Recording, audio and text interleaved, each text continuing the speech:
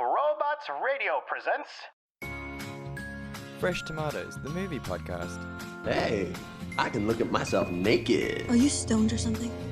They tried stoning me, my dear. It did not work. He likes to create his own sauce. Well, did you sleep with a man who also slept with Mom and Grandma Catherine? What? You slept with Dad? All right. Now, which one of you sardines call this meat? Whatever, Major Loser. Let the party begin! Hello, and welcome to Fresh Tomatoes, the movie podcast. The podcast that, like many unfeeling dads who are stuck in the middle of a crisis, decide to go on a search for their sons and end up meeting a whole bunch of shenanigans and finding love right at the end. That's Simone. And that's Chad Ekowitz. I was trying to do what you do. Specific plot points. I was trying to do what you do, and I'm no good at it. The things that you're amazing at, I am just terrible. Like, we no plot complement synopsis. each other. It's true. It's like yin and yang. You're good at just keeping this podcast running and together, and then I pop in and try to be useful with like the least amount of preparation. I would say that like if we were like a dish, you would be the dish itself. You know, you've got the flavor, you've got the characteristics. You're what like people look at, and I'm the plate underneath. No, because, no, I would say no. Yeah. No, I would say here, if we're a dish, you're the starch, right? Like you're like the meat of the dish. You're like the mashed potatoes or like the really perfectly cooked rice. Like you're like the stuff that actually makes the meal good. And I'm just the hot sauce that they sprinkle on top. You don't need it, but it helps. It makes everything so much better. No, but like you wouldn't eat the meal without the plate, and so like I'm there to just make sure things are facilitated. It goes from us to the consumer, and you're there just providing the substance, the reason people come back. I'm the reason people are there. You're the reason they come back. That's the way I think you are delicious buttery mashed potatoes. Don't let anyone tell you different. I'm gonna put that on my Tinder profile now. Chad Ekowitz, delicious buttery mashed potatoes. Oh yeah, that's the way to, like, to be fair, if a woman likes me for that reason, she's the one that's gonna stay. Because if she appreciates food like sweet buttery mashed potatoes, then she's a winner. She's a keeper. Yeah. I mean, and if she can make delicious buttery mashed potatoes, like, take her home. That's a dream. Introduce her to your parents gently. I think I think it's sort of like prison visits. It's got to be sort of like half an hour behind a glass barrier kind of vibe. Talk to both parties beforehand. Yeah, he set some ground rules for my parents. And talking of ground rules for parents, we are discussing disaster movies this week. Take that with you know what? You I think you pulled that segue right off. I thought you were going to say pull that segue right out of your ass, which I did. Both. So we're doing 2012 this week, and The Day After Tomorrow, one of my most favorite films of all time, I would say. But revisiting it kind of put it further down my list. Have you seen both of these films before? Is this your first time watching? I'd seen both of them before, but like, a long ass time ago. Yeah. These, I think, the thing with disaster movies is like they have very little like sort of rewatch value. It's sort of very much like, okay, I know what's going to happen. I know how they're going to solve this, and then that's the end.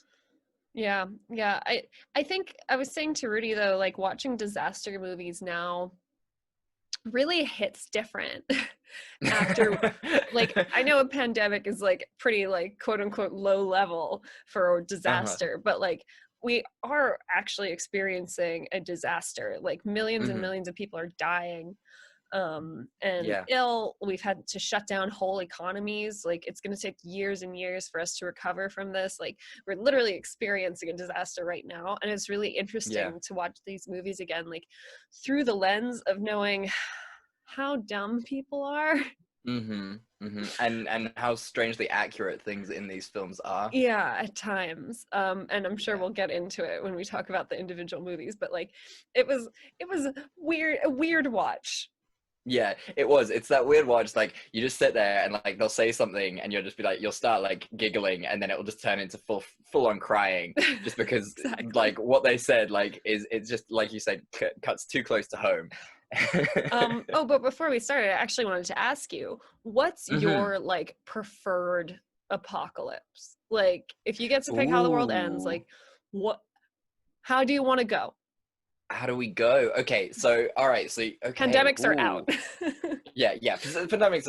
We're done with that. Like that's very early 2020. Right. Okay. How do I want to go out? I want it to be massive flooding because Ooh. there is always a chance that you can survive with a Oh, massive flood. God, Like right. it really like there's lots of stakes, but you can always try and survive it. So yeah, I'm gonna go mass flooding. You would just be want my Waterworld to ultimate. be real. Just admit it, Chad. I love the outfits. I would love for petrol Go Juice to become the best thing that there ever was. You want to wear a leather vest in the middle of the ocean. Exactly. What else? Like that's what life is about. Mm. It's leather vests. How about you? What is your preferred disaster? As always, I go the exact darkest way. Of course you did. I'm Well, so my excited. thinking is I want there to be as little suffering as possible, you know? Mhm. So I'm thinking just full on meteor shower. Like meteors are hitting the whole earth. There's nothing we can do. There's no way we can prepare. No one will survive. Because then, like, you're not running from like floods or zombies or whatever. Like, you just have to sit there, tell the people that you love them, and wait for a very quick end. Maybe Jesus. the rich can like chill in bunkers if they want to. They're welcome to the wasteland that's left after the meteors have fallen. But like, Simone, I think just like let's all in one go, rip that band-aid off, start over fresh. who hurt you? This is the way that people suffer the least. Like, I'm speechless. This year has turned you into a monster. Good lord. Like it would be great for like a psychologist to go back from like the beginning of this year and just like listen to all of our episodes and your slow decay into the Joker-esque I don't figure want that you've people to become. like live in fear. I don't want government scrambling to put together really shitty policies so we can be disappointed by them once again. Like it's just, hey, meteors are coming down in like 12 hours. There's nothing you can do. It's going to be a pretty even spread over the earth. Like just watch your favorite movies, order a pizza. The delivery guys are still working during this Yeah, mass obviously. extinction. That's all they want Like- to do. They don't want to be with their families. They just want to deliver pizza. I mean, you're not wrong because I think we've had our chance. We've had a good we had a pretty good crack at it. Yeah. We fucked up and like let something else take control now. Let the marsupials of It's done Australia just rise up. Yeah. Yeah. I think we had our time. Our rent is done. The lease is over, and we've been quite delayed on our rental, and it's time to give back. Give it back to the next one. Yeah. Okay, fair enough. I just was trying to give the world hope. Yeah, no, not me. Not you. Never you. All right, you monster. What are you drinking this week? I am having I don't know if this is a thing in the rest of the world. It's called a rack shandy. Yes, it is a thing. Oh, excellent. Okay. But I think for literally just lemonade and bitters, because bitters is all I have in my house at the moment. But I genuinely do like a rack shandy, so that's what I'm having. It's delicious. It's refreshing. There you go. It gives you a little bit of zep in your pep in your step. Tiniest alcohol content. Enough to like just stave off the anxiety. Just like shape it like a well-tilled shrub. Just Make me a little bit less of a grouch. Yeah. Which will be nice because then I won't get abused. So salty. What are you drinking? I'm just drinking a nice beer. I'm drinking a brasserie. It's just a premium lager. Just something nice. But I just love these cute little bottles. They're For all of our adorable. YouTube people, you know, I feel like a giant because I got this little tiny bottle. Look at this giant man I am a wrapping his giant giant man. I can hands. crush it in one hand like I control the universe. It's great. Oh, hang on. I'm going to show you where Magnus is. I'm just going to move the camera. Let's see that So, golden boy. There Oh, he is. He's right next look to at the him, computer where the I'm proud lion. recording. Look at his little face and his fluffy ears. He's And that's so where proud. he's sitting. He's just there enjoying himself next to his mum. Yeah, he just likes to be close. He's such a mommy's boy. Right, so what is your alcohol percentage? Because mine's only like 4%. I wouldn't imagine mine is very high at all. Like bitters are pretty, like, Yeah. I think bitters are 45%, but there's like a couple drops in this drink. Yeah. But you went So- first last time, so why don't I go first Okay. this time? Yeah, sure. Go for it. I'm excited. 2012. I did not write a synopsis for this. Because for what? Yeah, not much happens. The shenanigans are many. Okay. Jackson Curtis, played by John Cusack, is kind of a loser. He's a published author, but his book didn't do that well. He's divorced from his wife, Kate, played by Amanda Peet. And he's currently working for a Russian billionaire named Yuri Karpov, played by Zlatko Burek. Yeah. Good. So things aren't going well. Even worse. A scientist, Adrian Helmsley, played by Chiwetel Ejiofor, has realized that the sun is emitting weird nuclear particles that are causing the center of the Earth to heat up, disrupting the Earth's core, and basically it's going to be the end of the world. Everything's going to flood. We're all fucked. So the governments around the world start making preparations for the end of the world.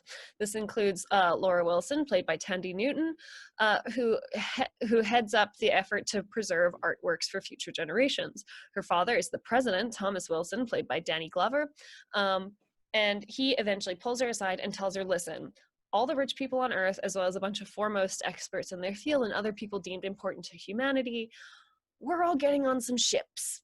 And they're called arcs originally. We're all getting on some ships so that we'll survive this end of the world stuff. Now, on a camping trip to Yellowstone with his kids, Jackson Curtis he meets, what's his name? He meets Charlie Frost, played by Woody Harrelson.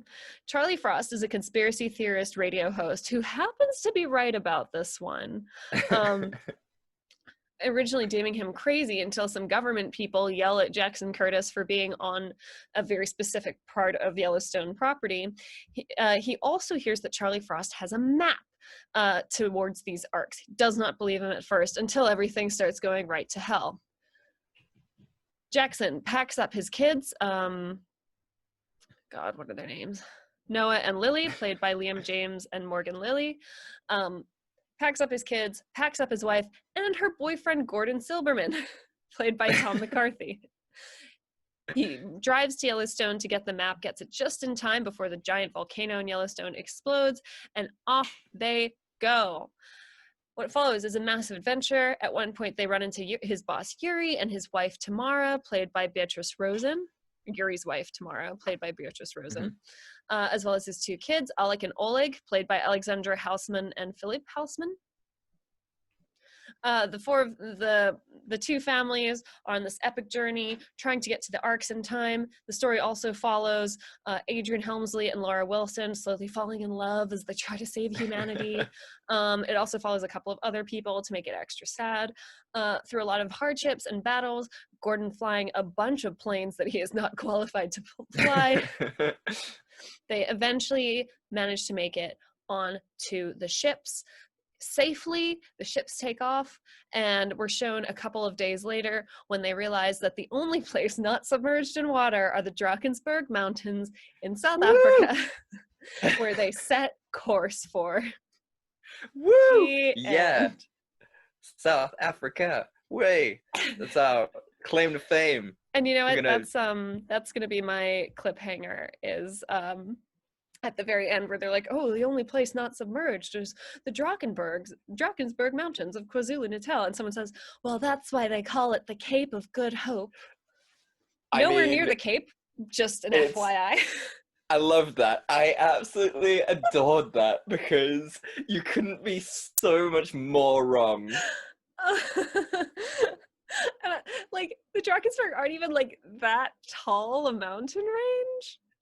No, they're not. That's what's really like. He might as well have just gone. Well, that's why they call it the Ivory Coast. Like these are not things.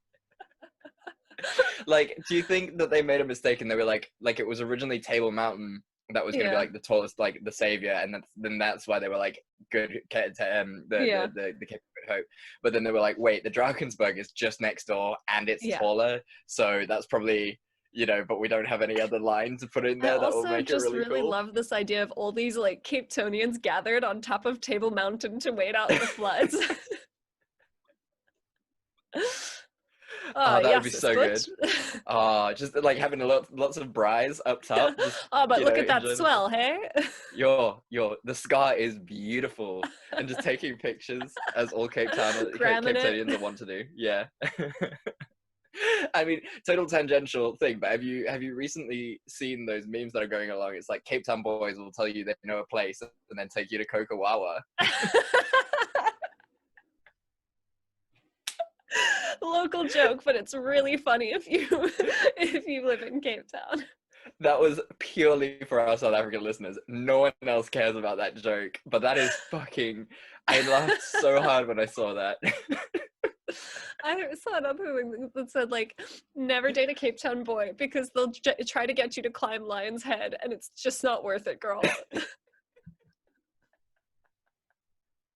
And they're not wrong. They're not wrong. Oh, that's funny. Oh, that's way too good. Okay, so back on the main road. What did you think of this film? What were your feelings on this incredibly accurate to the T perfect disaster movie? I love the narrative of the dude who's like a total fuck up loser until the apocalypse hits. Yep. Like, I think it's a pretty common theme in a lot of movies. Like, oh, this dude's a loser until he's called to action. A lot of Bruce Willis movies, you'd be surprised. Yep. And I always love that narrative because I feel like it's responsible for so many mediocre men in this world who are like convinced that like when the apocalypse hits, they're suddenly gonna be like the hottest, coolest shit. And now that we're in the middle of a pandemic and these fucking babies can't even be bothered to put on a mask, we know it's unequivocally not true. Yeah, absolutely. It does give very much like everything in the history of everything ever. It gives middle-aged white men this incredible sense of stature and grandiose design in the belief that they are so much more than what they are. Yeah. And just a heads up, if you need an apocalypse to prove that you're a man, you're probably not that great. Yeah, exactly. If your whole sort of character and personality is centered around a chaotic event, that's not a good sign. Like, that is a massive red flag. And there's a reason women don't want to sleep with you. Yeah, exactly. Loved Woody Harrelson in this. What a character. So fun. I think he has so much fun with those like crazy nutso characters. He does so well with it. He really does. Like, he is I would have much rather seen a whole movie just devoted to sort of him like going down this like cliff of madness into his conspiracy theory all the way up to his death.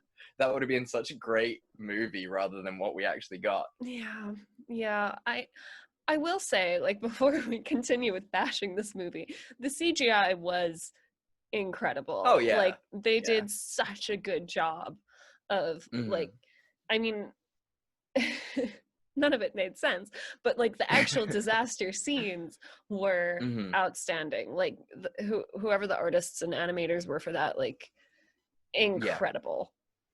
Yeah, they did a super good job. Yeah, I completely agree. And like, it just was visually stunning. You got like the Himalayas. It's a visually very interesting movie. even the arcs were really cool. Like, I Yeah, really very, very loved the cool. design of the arcs. Yeah, Definitely. yeah. So yeah, like, what didn't you enjoy about it? Like, talk me through your process of this movie. We're not going to go into the science of it because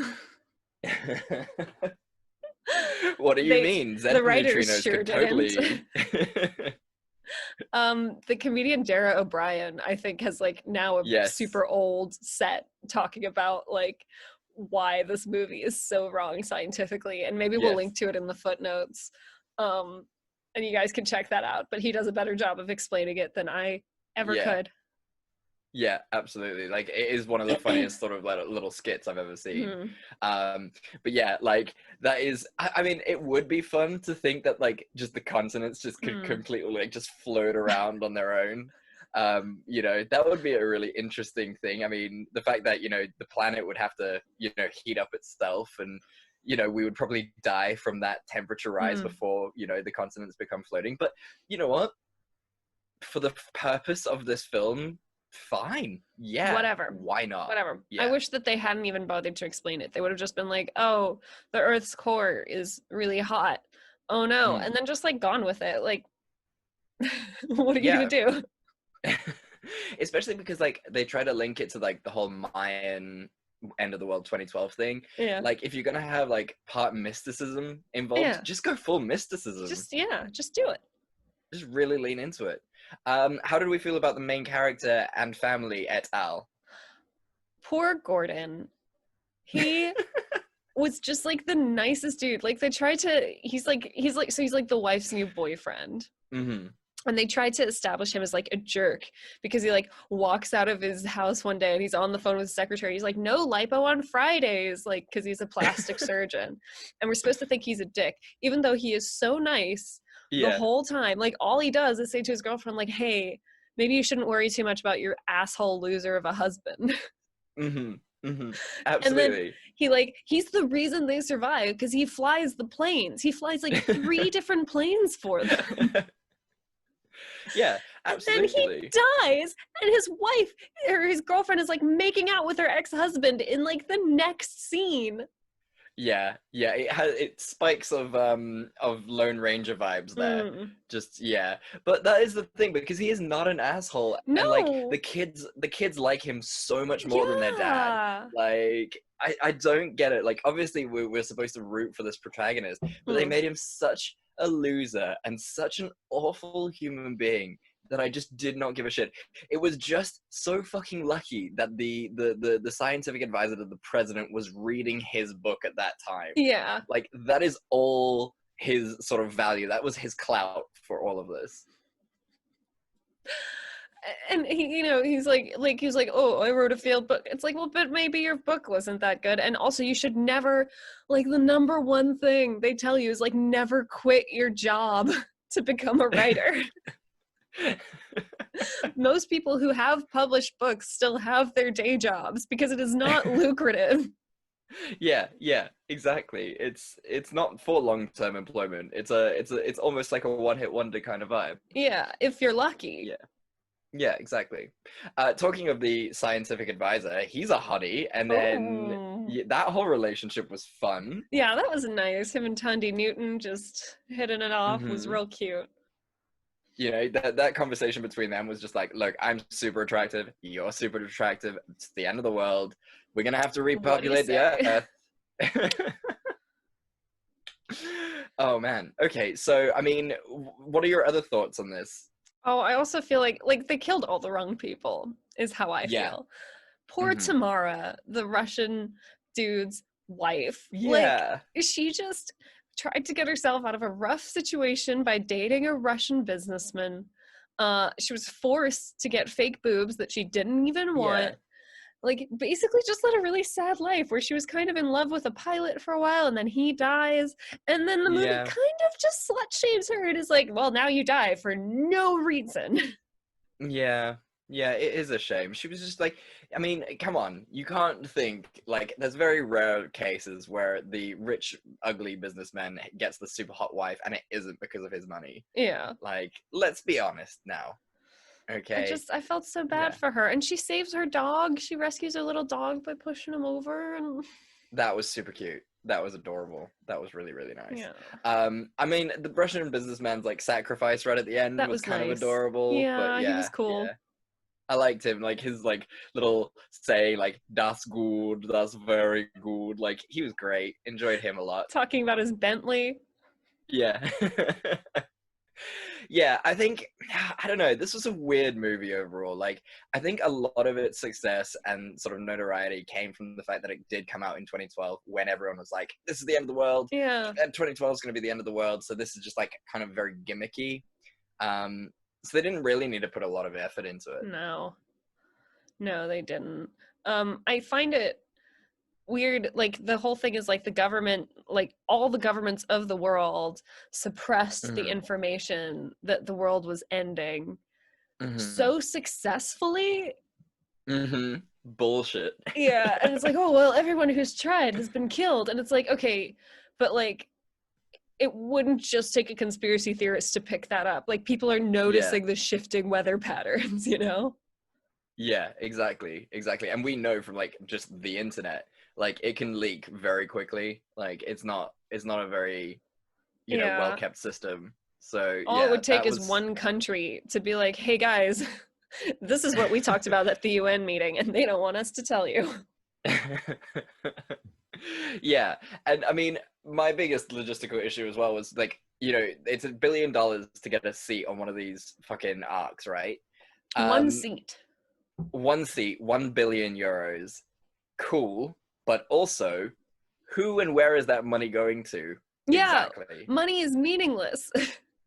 Yeah, and they're kind of like, oh, we needed the private sector to fund the building of these arcs, but also there are only what, like 10 billionaires in the world, right? Yeah, exactly. So like you've just got 10 people on that ship, just kind of like, you know, 5 of them are Dubaian sheiks. Yeah, and one of them is Jeff Bezos, and then they like the other 3 are like gold drillers and oil Jeff drillers. Bezos and Jeff Bezos' ex-wife. oh, it's too painful. I can't. Okay. So I swear to God, if I managed to make it onto like, you know, the arc that's gonna save humanity, they would not pick me. I'd have to fucking sneak on. Oh yeah. If I was there and I saw Jeff Bezos, I would push him off. Oh, without a question. like I wouldn't even feel bad. No, not at all. This guy, like, I don't feel for him, but I also feel sorry for Jeff Bezos because, like, if he's ever out in the street, I'm sure people just hate him, like, hate his guts. Like, there can't be anyone who's on his side right now, right? Like, I mean, capitalists. Oh, he really earned that money. Yeah, how do you earn it? Yeah. Yeah, I mean, it will be, I'm excited to see how he goes down in everyone's history books. That will be interesting. I think we're reaching a stage where billionaires are going to be viewed less and less favorably as time goes on. Yeah, you hope so. You really do. In the same way that they viewed the French royalty right before the French Revolution. Yeah. We should cut his head off. Is it time? Are we bringing back the guillotine? We're gonna do it. We're bringing it back. Let's get started. Very honestly, excited. America's close. Right? It's very scary. I saw a great thing the other day. It was like there shouldn't be billionaires anymore. Once you reach 999 million, you get a plaque saying that you became a billionaire. You then give, you know, some of that, you give half your wealth away and they name a park after you, and that's it. I think people just struggle to conceptualize how much a billion really is. And it's more than any of us will see or would see. Ever. It's more than me and my children and my grandchildren will ever see, probably. Oh yeah. Even and that's sort of like an even optimistic view of things. And he's got more than 1 billion of those dollars. Like, yeah. Oh, bring back the guillotine. That's what I say. What's your scene that could have saved it? You know, I think John Cusack should have died. Straight up. I think like that was his character arc. Like he bonds with his kids again, but he realizes that like his kids are going to be fine. His wife is going to be fine. Gordon's like a great guy who's going to look after them. He's like, I got you here. I saved you. He dies heroically. while he was unclogging the gear or something. Mm-hmm. Done. Done.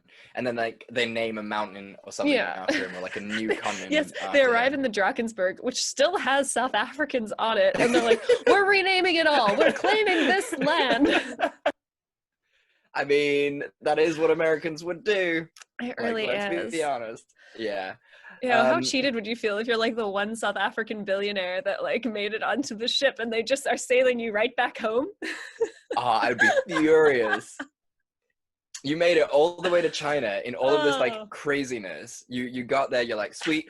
I'm one of the 10 that's left. We're on this arc. It's gonna be great, fantastic. Boss, look, they're making us back home. How awkward for you. Also, your home is now the center of the world. It is kind of the hub. You literally never Oh. needed to leave. Yeah. I'd be real mad. Oh, how embarrassing. Oh. Very embarrassing. For me, I think there should have just been like a complete overhaul of this movie and spend way more time building up to 2012. Yeah. Like those first couple scenes where like they're discussing the Z neutrinos and everything, like that shit is what interests me. Like it's that build up to like the tension. I don't really give a shit about them trying to survive it, but like I want to see like how the world just gets so bad. Rudy pointed out there are like 3 different scenes where John Cusack jumps a huge gap in the earth in a very improbable vehicle. 3 The limo. different times. You get one. It's apparently these guys, the writers of this film, were ex-comedy sort of writers because they truly believe in the rule of 3s. Sometimes you really just got to drive a point home. They had to build the tension somewhere, and I mean, you know, the fact that like while they're like trying to escape Yellowstone and the volcano's like smashing things with brick and they don't get hit once and they get absorbed into the cloud and they're still fine. It's Even just the fact like, that okay, they feel that like heat wave when it initially explodes, but like they're fine. it's fine. The heat waves don't kill anyone or like Volcanoes cause aren't that burns or hot. anything. Do you know what would be really funny? I've just thought of it now. It just made me think of it right now. Just everyone gets cancer because the radiation from this event is just gonna like fuck everyone up. So Well, that's the even thing, if you right? survive, Because they're like, oh, the neutrinos are acting weird or whatever. But like those are subatomic particles. Like there are literally millions going through you and I right now. yeah. So like if they acted exactly. weird, we'd know about it because we would die instantly. Yeah. Straight away. Dead. I love it. Don't mess with quantum physics. It's a Guys, mess. Don't do. don't. Oh, guys, come on. Time travel and quantum physics movies, they're just never going to work for Just you. let it be Stop magic. Like no one cares. Yeah, fair. I think that's another t-shirt for us. Just let it be magic. No one cares. Just oh no. Leave science alone. So would you watch this again? No. I think it's very entertaining to watch for the first time. Like, and again, like we said, visually, it's pretty fun. I think it's a good like Friday night movie. Like, you've got some pizza, you've got a couple beers, like you're not really paying attention, you're tired. This is the movie you throw on. Yeah. No, I think you're 100% right, and I think, yeah, for me, definitely, like it's on that fuck it list. It's sort of like it's on. There's nothing else on. Yeah. Like I wouldn't, go out and actively look to go and watch this movie, but if it was on, I'd just be like, yeah, fine, okay. I can, yeah, fuck it. There are so many better disaster movies that I would watch than this. Anyway, such as the one I'm going to talk about now, The Day After Tomorrow. Oh, look at you. Okay, Chad. Segue champ. That's Tell what they call me me. About The Day After Tomorrow. I shall. Okay. Jack Hall, played by Dennis Quaid, is an environmental scientist for the US government. During his studies of subsurface ice in the Antarctic, where he is building a model of a prehistoric event that led to the last ice age, he realizes that due to pollution and global warming, paradoxically, we are about to head into another ice age. He goes to a conference with all the heads of state to address this issue, but, surprise, surprise, the US vice president, played by Kenneth Walsh, poo-poos everything he is saying, taking the stance that the economy is way more important than Jack's purely hypothetical model. Meanwhile, Jack's son, Sam, played by sexy Jake Gyllenhaal, is on his way to New York for a scholastic decathlon. Say that 3 times fast. He only joined the team to get close to his classmate, Laura, played by Emmy Rossum. They travel to New York, but that's when shit starts to get weird. In Japan, giant hailstones are raining from the sky, killing people. The ice caps are melting and cracking in unprecedented ways, and birds are migrating in huge numbers to the south in a completely unusual way.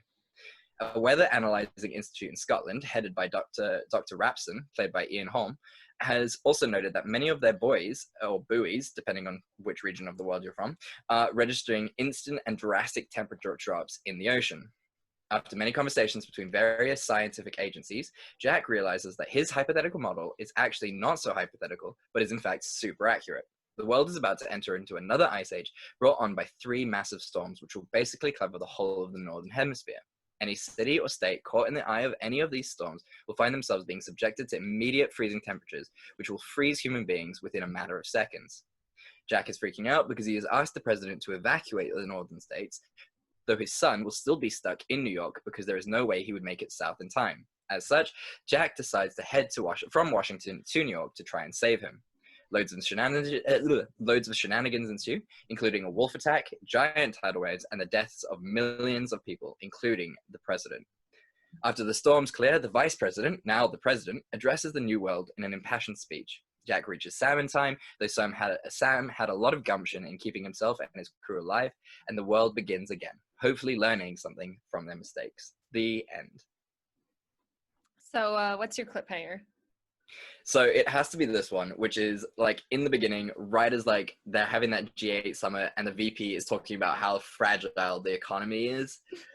And the reason I chose this one is because it's exactly what we're going through right now, and I'm so mad about it. It hurts. So mad about it. Like, oh, it's the fact that, okay, no, we're not going to get into a rant because, we could seriously go down that line. Really but it is, as we said right at the beginning of this this episode, we did say, you know, like it is scary to watch these movies because you hear people saying things in these movies that they have actually said in real life during the pandemic, and it's just like yeah, especially so, you know, with everybody who's like too far north to like be able to escape south, they very reasonably issue a stay-at-home order. They're like, stay in your homes, the weather outside is too dangerous, and then people are like fucking heading out anyway, and I was like, yep. Just a bunch of people trying to own the libs. Yeah, at least like this president in this movie wasn't just like, you know, oh, going outside is a political move, it's not actually gonna work, you know. And I also just like that there's someone in like this giant storm who just like chilled in their apartment the whole time. Like it was a little cold for a bit, but like they burned a couple blankets or whatever. And that was fine. For some reason the gas was still working in their building, so really they just had a cozy couple days. Yeah, like, you know what, they had to go like right into the back of the pantry and find things from like, you know, dried goods from like early 2011, but you know what, it was fine. They were a bit peckish by the time they got rescued, but you know, overall. But yeah, I mean, this film like takes place essentially over what is like, what, 10 days, 15 days. So it's not really too bad as people who have lived through, what is it now, 7 years of being indoors? Yeah, I think it's 7 years now. It doesn't feel too bad for like 2 weeks. They got some reading done. Yeah. I want to point out that this movie has the same plot as Finding Nemo, essentially. Okay, you're absolutely right. Like, maybe you can explain this to me, because I'm not sure what the dad's plan was with him going to New York. What plan? His plan was just to go and rescue his son. I don't think he thought about what he would do afterwards. Like, his 2 buddies die. And like, you know, he's like, oh, I'll come for you, and then he shows up and he's like, oh cool, you're all right, and then he just chills there. Yeah like that's it. It was the greatest plan of all time. Like, the mom is just like stuck in her hospital. She gets rescued eventually. It's fantastic. Like, there is no drama there, which is also very frustrating in the fact that like it builds to this thing that's Yeah. just immediately relieved, and it's just like, oh, okay, Okay. fine. Didn't have to But make yeah, any hard absolutely. choices or. Yeah, but you're absolutely right. Like, no one on his journey was like, so what's the plan once we get to New York? No one Yeah. said that to him. Like, and then it also, I think, kind of undermines his whole thing because he's like, the people like north of this line need to stay inside. They will not survive. We cannot evacuate them. And then he's immediately like, but I'll be fine. And then fucks off right to where he told other people not to go outside. Yeah, exactly. And yet he survives, which therefore goes to prove that, like, you know what? No full of fucking shit. rules. Just do whatever you want. Yeah. Did love the fact that in order to save themselves, people were crossing from America into Mexico. Fantastic commentary on the world. Yeah. Excellent. I really enjoyed that they were like, oh, now we'll have to rely on the third world for their kindness. And I was like, interesting. This is hitting a little too close to home again. Oh, if only you hadn't spent centuries exploiting them for their resources, maybe they'd be in a better position to help you. How's that trickle down economics working for you? Yeah. Has it trickled down? And it's the fact as well, like there's one like speech thing on the news where it's just like, in order for Mexico and the southern border countries to take in our people, America has forgiven all of its debts, all of South America's debts. And I was like, yes, excellent. Back to the economy. This is what we're doing. Just forgive debt. Money That's is what meaningless matters. now anyway. Oh god. Okay, so what did you enjoy about this film? Gosh. I mean, I love a young Jake Gyllenhaal. Oh yeah. And Emmy Rossum, I mean, she's perfect. She's She is so a perfect beautiful. human being. I don't understand why she's not in more things. Like, I know she's like a huge part of like Shameless and things, but like she should be in more movies. Yeah, she should be in more things. She should be in all the things. All of them. Yeah. Yeah. Okay. So sexy people. To be honest, like, this sounds terrible, but I enjoyed this less than 2012. No ways. For real? I don't know why. I think because 2012 was like just ridiculous enough. And like with this, they're trying to make it like really realistic and believable. There's this climate scientist and he's very reasonable and people are like, okay, fair enough, we'll start listening to you. Which, by the way, the fact that he's in a room full of other climate scientists and he's like, well, maybe it's the fact that this current got disrupted. That's what's causing this weather shift. And a room full of climatologists is like, can disrupting a current do that? How did you get your PhD? Oh, that's very true. That is a good point. Yeah. I was like, what? The one person's like, also, the only thing that could affect the weather this badly is the sun. And it's like, what? What did you do? Yeah, they're just like, I went to the Wyoming Institute for Dramatic Tricks. My degree is really more of an honorary one for activism. Yeah, okay, good point. All right, well, wow, that's really interesting that because I really couldn't stand 2012 because it was just so over the top in comparison to this. Like, I really loved this because it's just like, could happen. Yeah, it's all like, I don't know, it's like these little things that really just frustrated me. Like Emmy Rossum's character, she's like all knowledgeable when Jake Gyllenhaal's getting like hypothermia and she's like, oh, I need to warm you with my body heat because if the blood returns to your heart too quickly, it could suffer or like it could cause an attack, which like is actually not a huge risk in someone that young. No, absolutely but not. she doesn't think to report the giant cut on her leg that would clearly get infected. Yeah, it's huge double standards for story's sake. Like, they really did not think of that like properly and well, especially because she's so smart. She'd be like, oh yeah, my leg hurts, we should keep an eye on that. She'd be like, okay, I just need to clean this out real quick before it gets infected because I understand that an infection right now would be a problem. yeah, I mean, even if you didn't listen in health class, like, you just know that. And I mean, you would start to feel it. Like, an infected wound isn't just like, Yeah. oh, everything's fine, I can act and do things normally. Yeah. Like, an infected wound hurts like a fucker. Like, Hurts. You feel like garbage because she eventually gets fucking sepsis. yeah. And also, like, I love that they mentioned blood poisoning. Like, if she had blood poisoning, like, penicillin ain't gonna help. Like, blood poisoning can knock you the fuck out. It's a little Like, late, that shit can guys. kill you. Yeah. Blood poisoning is, like, the last stage of things before deadness. Yeah, and then, like, the wolves, like, so we've watched the snowstorm, like, kill everything in its path. Like, people just freeze to death in the streets. But these wolves who have been bred in captivity They're are fine. doing just fine, not freezing to death. And then when they're in a cafeteria full of food, they decide to expend energy on catching the humans instead of following the other food scents that are way lower effort and ignoring the humans. Everything in this movie, even the weather, was purely played for the benefit of, like, tension and for the humans. Like, if you think about it, right, so the whole basis of, like, instant freezing was the fact, like, as the eye of the storm, like, got over your place, like, it just, like, sent down this huge, like, shockwave of weather. Now, when they're running through the library, the public library, the weather, the icicles are, like, following them down the different passages, but that's not how height works. No. Like, if you're at point A and it starts to go downwards, it affects everything going downwards, not just, like, specific hallways. And then, the dad's team, like, making their way to the sun for no reason.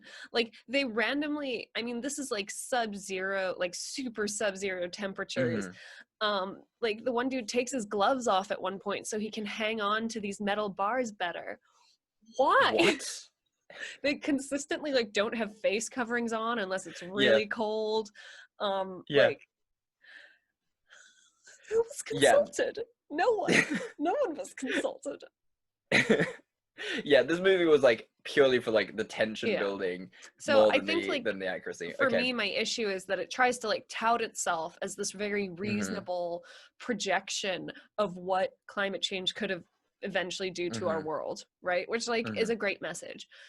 But then just, like, all these, like, other little inconsistencies that, like, drive you so crazy. Like, at least 2012, it's ridiculous the whole way through, right? Okay. Oh yeah, like, that makes a lot of sense. Like, your argument is pretty strong there, because it's sort of just like, okay, you know what, we're gonna say, like, all of this is ridiculous. That's the premise you need to, like, invest in. Where 2012 is just like, it could happen, and everything that we say could happen, and this is how it would happen, and wolves. And okay, fair, Wolves. Okay, wolves. What I loved about this, though, is, like, I think this movie is great because it's just got so much sexy, witty banter. That's Like, true. that's the only bits of this film that mattered to me. You didn't clutch any pearls when the guy suggested burning tax law books. Well, immediately my heart just went, no! Not the tax law! Not the tax law, it's the most important of the law! Burn the criminal law, it's all a mess anyway. Am I wrong? No, you're right. You're Topical. right. Topical. She's in it. But yeah, so yeah, like, the things like, oh, I must hold my body against you, which immediately devolved into a porn movie, and, like, the whole Gutenberg Bible thing and Nietzsche and all that stuff. That was great. Fun. And, like, little peppered moments like that were just super fun. The relationship between the Asian scientist and, the young bumpkin white dude, that was adorable. And Yeah, no, that was really sweet. I loved the homeless guy and his dog. Yeah, that was really fun. I was rooting for them great. the whole time. Yeah. What a great dog. They're a charismatic group. They should have their own spin-off buddy Honestly, movie. Yeah. he was, like, so reasonable because he was like, oh, I think I'm gonna listen to this kid and stay in the library. Like, you guys go ahead. Chumps. I did feel sorry for, like, the rich guy who was, like, hitting on on Jake Gyllenhaal's girlfriend. Like he didn't do anything wrong. He was just like, you know, Jake Gyllenhaal hadn't made his move yet, and he was just like this handsome, rich guy who lives in New York. Like, he's gonna shoot his shot. Like, why wouldn't he? And you can't be mad at him for that. And he just wanted to get to his brother at the end. Like, he was like, I just want to make sure my brother's okay. And Jake Gyllenhaal was just like, no, because you tried to hit on some woman who I am infatuated with. Yeah. So what's your scene that could have saved this one? Gosh, I mean, I think like just take out the dad's whole journey through the ice. Like, it was such a fucking bizarre, ridiculous character moment. Mm-hmm. And it wasn't necessarily. I was sad to see Ian Holm in this. I know. Late Ian Holm. The late Ian Holmes. Like, peace. Oh, he's such a great actor, and it was sad. And you do clutch your chest a little bit at seeing him because he's such a babe. He's such a babe. And I think it would have been cool to see like that research team a little more like trying to survive instead of like, oh, well, we'll just have a bit of a drink and sit it out. It is the very, I was about to say that's the very British way, but you know, the amount of people at the beaches and stuff during this pandemic shows that it's very much not the British way. So put that one away. Yeah, no, okay, that's fair enough. Like, it was far too sort of focused on the dad. And like, we get it. You got Dennis Quaid to be in your movie. Gotta love a bit of Dennis Quaid. You don't see him that much, and you just gotta love him. He's the perfect dad character. Oh god, I was gonna make a joke and I just lost it. The poor man's Harrison Ford. Ooh, shit. People like him because he looks like Harrison Ford. You're shooting from the hip there today, Simone. I can kind of like, my scene that could have saved it kind of sort of jumps on yours a little bit in the fact that like it would have been better if they had set the time frame of this movie better. Like, it felt like it was all over in a day. It just felt very, very quick. And I think going and visiting the other people, the B plots in this movie would have made it feel a lot longer.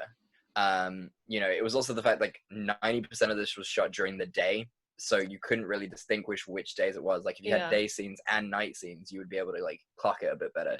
But it just felt like this was just like a crazy weekend that happened and then it was over, instead of like 12-14 days for this to all go down. So yeah, like the pace wasn't where it should have been. No, definitely not. No. Well, there you go. I mean, I was very weary about doing a disaster movie given the current times, but I think it was the right decision. I think that was very good. Yeah, like, I mean, we said like straight off the bat, we're not going to do a pandemic movie. Yeah, no. Just for our own mental health. So just as a final question before we sort of wrap this all up, which one would you have rather been in? Which film would you have rather been in? Oh god, I mean, obviously it's got to be Day After Tomorrow, right? Because like, I'm so far south, we would have been fine. This would have been so easy for you to just handle. Like, we would have been like, wow, this shit's pretty crazy up there, huh? Interesting that you're now refugees here. They're coming for our jobs. We're gonna have to tighten. Yeah, best we should tighten up our immigration laws right now. Yeah. Like, there's no. To be fair, even in 2012, being in the South where you are, you would have been fine in either of these situations. I think most disaster movies tell us that you need to be as far away from the North as possible because it's all going to be very sort of America centric. Just don't be in America, and you're probably or India, or China, or Japan. Yeah, you want to stay away from those territories and just head south. I wonder how the Canadians did in all this, because this is like their beach weather. It was just a slightly colder winter than usual. We're so sorry for everything that happened. Oh gosh. God bless Canadians. They're just wonderful humans. I'm just actually imagining all these Canadians like emerging from their homes later, like, oh, quite a storm, eh?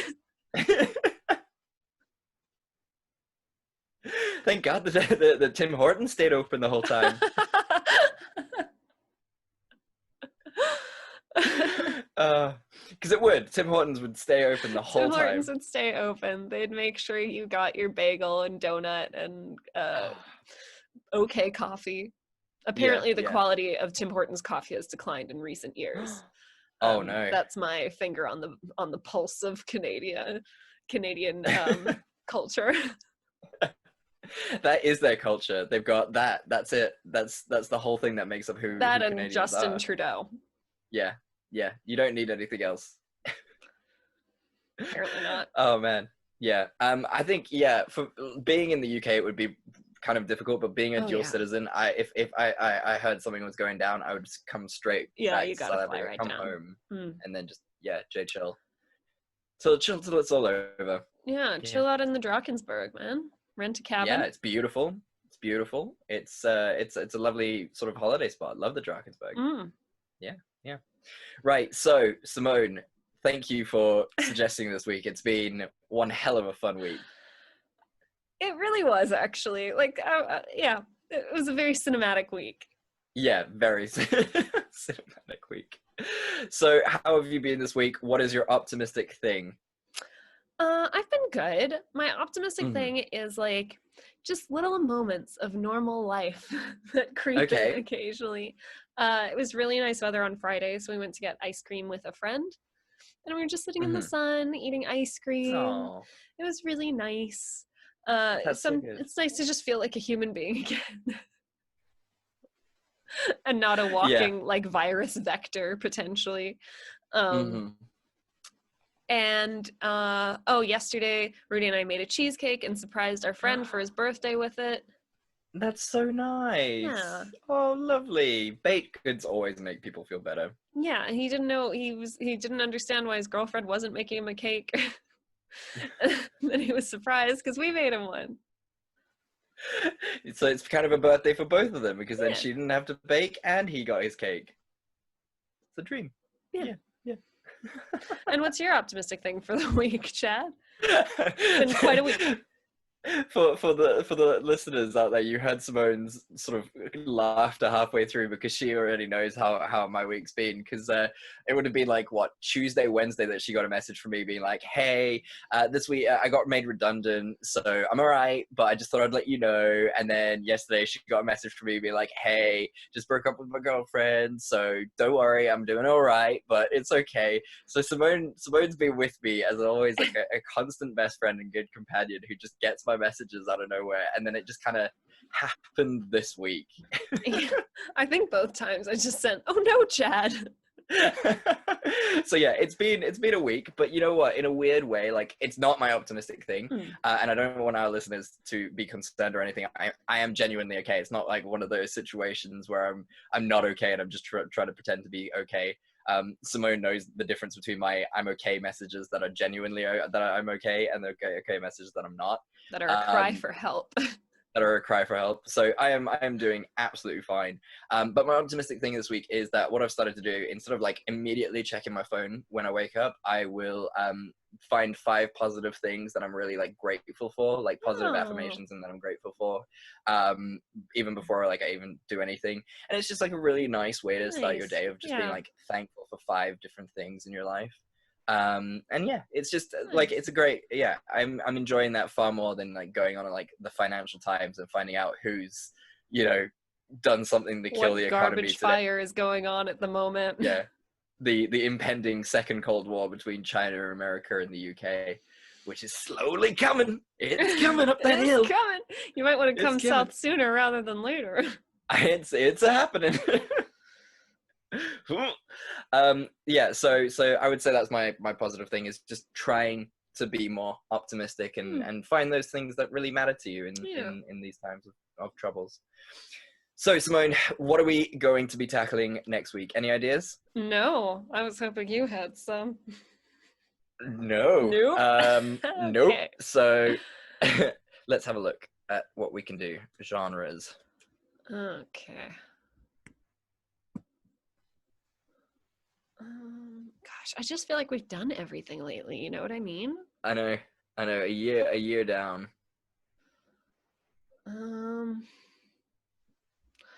We've done horror too recently, haven't we? we have I'm like scrolling through our First- episodes to see like horror. We could do murder mystery. I do like a good murder mystery. Yeah, maybe we should do a murder mystery. Cool. God, remember when we did What? Tarzan? Huh. Mm. God, that was awful. All right, let's have a look here. Huh. Okay, let's get Rotten Tomatoes up.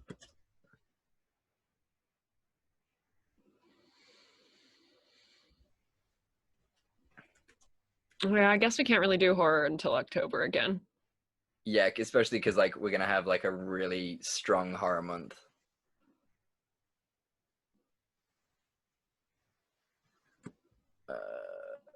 Okay.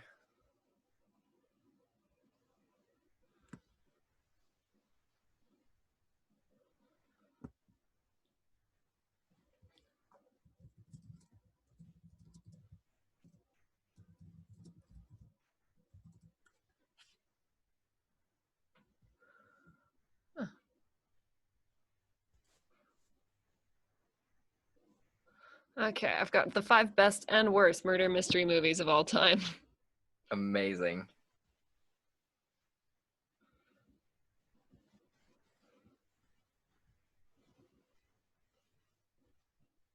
Yeah, I I've got got worst Secret mystery Window movies. with Johnny Depp. Oh, a Johnny Depp one, Secret Window. Yeah, just see how that got rated. 46%, we can do it. Okay, and then Murder on the Orient Express from 2017. Yes, excellent. Got Let's have a rated look. quite Murder. I think. 2017, yeah? Yeah. 61%. There also is Murder Mystery 2019. That's the one with Ben Affleck and or not Ben, like Adam Sandler and Jennifer Aniston. Jennifer Aniston. Okay, I'm pretty sure that did badly, but like I enjoyed it. we were gonna watch it for the thing, but Murder Mystery 2019. 43%, we can do it. Sick. Okay, so we'll do Secret Window and Murder Mystery. 2 very different movies. Very different movies. Which one do you want to do?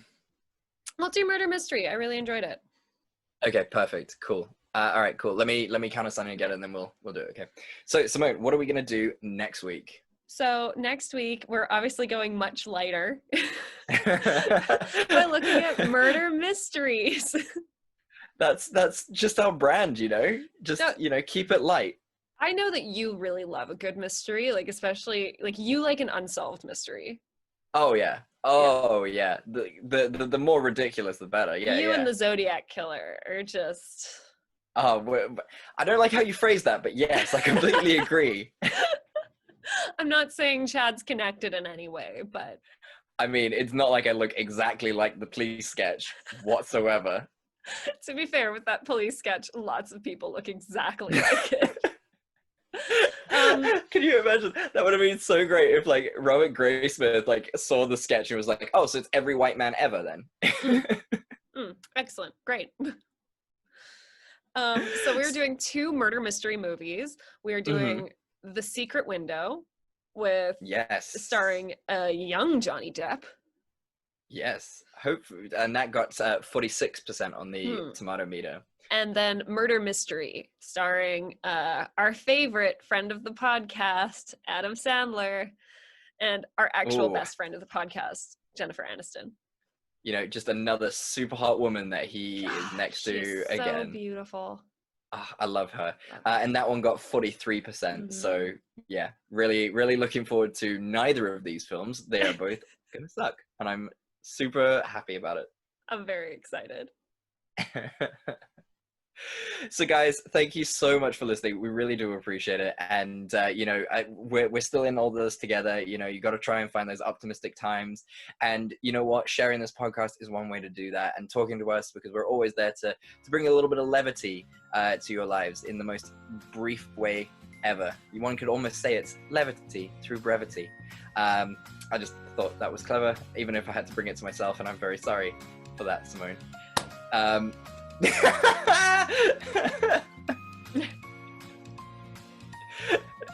That's where my comedy lies, in forcing moments. So guys, if you really appreciate... You should put that on Tinder. Oh no! That's 3 things I'll put on Tinder. I look like the Zodiac Killer. I'm like the warm mashed potatoes, but warm buttery mashed potatoes. And my comedy, and the way I do comedy is forced. That's who you want. That's how you'll find a winner. Oh yeah. So if you know of any other single woman out there who would love a mashed potato Zodiac forced comedy guy, hit us up. And where can they do that, Simone?